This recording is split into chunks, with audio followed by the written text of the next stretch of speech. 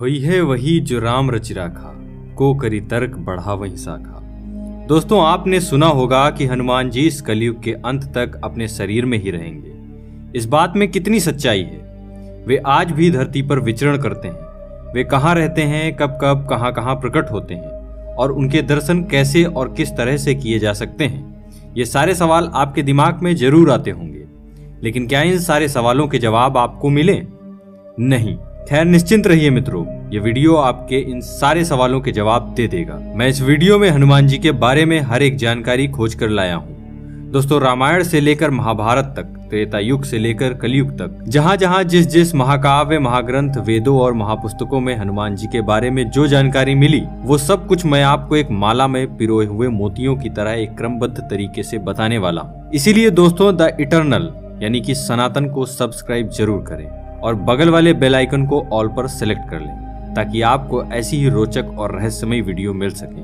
और हाँ, कमेंट में जय बजरंगबली लिखना मत भूलिएगा। तो चलिए वीडियो को शुरू करते हैं। चारों जग प्रताप तुम्हारा है, प्रसिद्ध जगत उजियारा, संकट कटे मिटे सब पीरा, जो सुमरे हनुमत बलबीरा। अंत काल रघुपुर पुर जाई, जहाँ जन्म हरि भक्त कहाई, और देवता चित्त न धरई, हनुमत से ही सब्र सुख करई। चारों युग में हनुमान जी के ही प्रताप से जगत में उजियारा है। हनुमान जी को छोड़कर और किसी भी देवी देवता में चित्त धरने की कोई आवश्यकता नहीं। हनुमान जी हमारे बीच इस धरती पर सशरीर मौजूद है। किसी भी व्यक्ति को जीवन में श्री राम की कृपा के बिना कोई सुख सुविधा प्राप्त नहीं हो सकती। श्री राम की कृपा प्राप्ति के लिए हमें हनुमान जी को प्रसन्न करना चाहिए। उनकी आज्ञा के बिना कोई भी प्रभु श्री राम तक नहीं पहुंच सकता। हनुमान जी की शरण में जाने से सभी सुख सुविधाएं प्राप्त होती हैं। इसके साथ ही जब हनुमान जी हमारे रक्षक हैं, तो हमें किसी भी बाबा, साधु, ज्योतिष आदि की बातों में भटकने की जरूरत नहीं है। हनुमान जी इस कलयुग में सबसे ज्यादा जागृत और साक्षात हैं। कलयुग में हनुमान जी की भक्ति ही लोगों को दुख और संकट से बचाने में सक्षम है। बहुत से लोग किसी बाबा, ज्योतिष, तांत्रिकों के चक्कर में भटकते रहते हैं और अंततः वे अपना जीवन नष्ट कर लेते हैं, क्योंकि वे हनुमान जी की शक्ति और भक्ति को नहीं पहचानते। ऐसे भटके हुए लोगों का राम ही भला करे। हनुमान जी 4 कारणों से सभी देवी देवताओं में श्रेष्ठ है। पहला यह कि वे रियल सुपरमैन है। दूसरा कि वे पावरफुल होने के बावजूद ईश्वर के प्रति समर्पित हैं। तीसरा यह कि वे अपने भक्तों की सहायता तुरंत ही करते हैं। और चौथा यह कि वो आज भी सशरीर हैं। इस ब्रह्मांड में ईश्वर के बाद यदि कोई शक्ति है तो वह हनुमान जी है। महावीर विक्रम बजरंगबली के समक्ष किसी भी प्रकार की मायावी शक्ति ठहर नहीं सकती। तो दोस्तों, आइए जानते हैं कि क्यों आज भी जीवित हैं हनुमान जी। हनुमान जी इस कलयुग के अंत तक अपने शरीर में ही रहेंगे। वे आज भी धरती पर विचरण करते हैं। हनुमान जी को धर्म की रक्षा के लिए अमरता का वरदान मिला था। इस वरदान के कारण आज भी हनुमान जी जीवित हैं और वे भगवान के भक्तों और धर्म की रक्षा में लगे हुए हैं। जब कल्कि रूप में भगवान विष्णु अवतार लेंगे, तब हनुमान, परशुराम, अश्वत्थामा, कृपाचार्य, विश्वामित्र, विभीषण और राजा बलि सार्वजनिक रूप से प्रकट हो जाएंगे। कलयुग में श्री राम का नाम लेने वाले और हनुमान जी की भक्ति करने वाले ही सुरक्षित रह सकते हैं। हनुमान जी अपार बलशाली और वीर हैं और उनका सामना कोई नहीं कर सकता। धर्म की स्थापना और रक्षा का कार्य 4 लोगों के हाथों में है: दुर्गा, भैरव, हनुमान और श्री कृष्ण।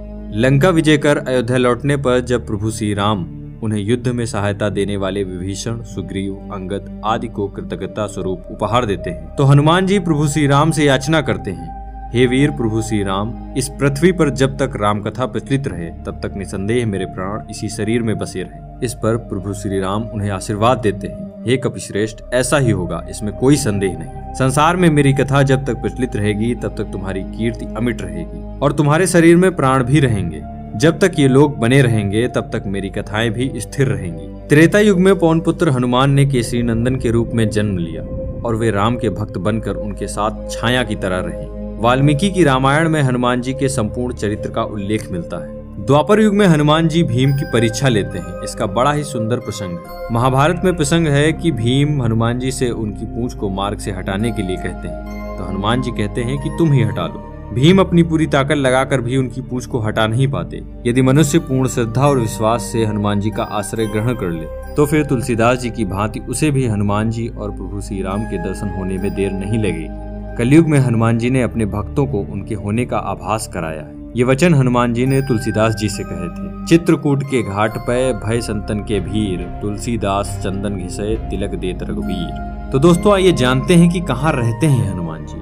हनुमान जी कलयुग में गंधमादन पर्वत पर निवास करते हैं, ऐसा श्रीमद् भगवद गीता में वर्णन आता है। उल्लेखनीय है कि अपने अज्ञातवास के समय हिमवंत पार करके पांडव गंधमादन के पास पहुंचे थे। एक बार भीम सहस्त्रदल कमल लेने के लिए गंधमादन पर्वत के वन में चले गए थे, जहां उन्होंने हनुमान जी को लेटे हुए देखा और फिर हनुमान जी ने भीम का घमंड चूर चूर कर दिया। गंधमादन पर्वत का उल्लेख कई पौराणिक हिंदू धर्म ग्रंथों में हुआ है। महाभारत की पुरा कथाओं में भी गंधमादन पर्वत का वर्णन प्रमुखता से आता है।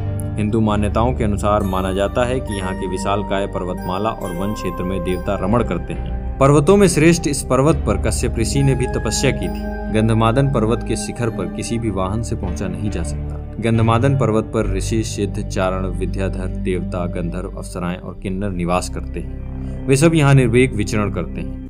तो दोस्तों आइए जानते हैं कि वर्तमान में कहाँ है गंधमादन पर्वत। इसी नाम से एक और पर्वत रामेश्वरम के पास भी स्थित है, जहाँ से हनुमान जी ने समुद्र पार करने के लिए छलांग लगाई थी।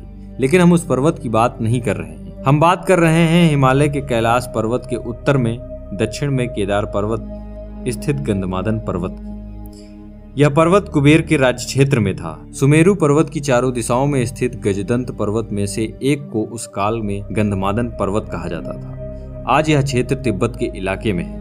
पुराणों के अनुसार जम्बूद्वीप के इलाव्रत खंड और भद्रवास खंड के बीच में गंधमादन पर्वत कहा गया है, जो अपने सुगंधित वनों के लिए प्रसिद्ध है। तो दोस्तों आज की इस वीडियो में इतना ही। वीडियो के बारे में आपकी क्या राय है हमें कमेंट में लिखकर जरूर बताएं और चैनल द इटर्नल यानी कि सनातन को सब्सक्राइब जरूर करें। मिलते हैं अगली वीडियो में, तब तक के लिए धन्यवाद।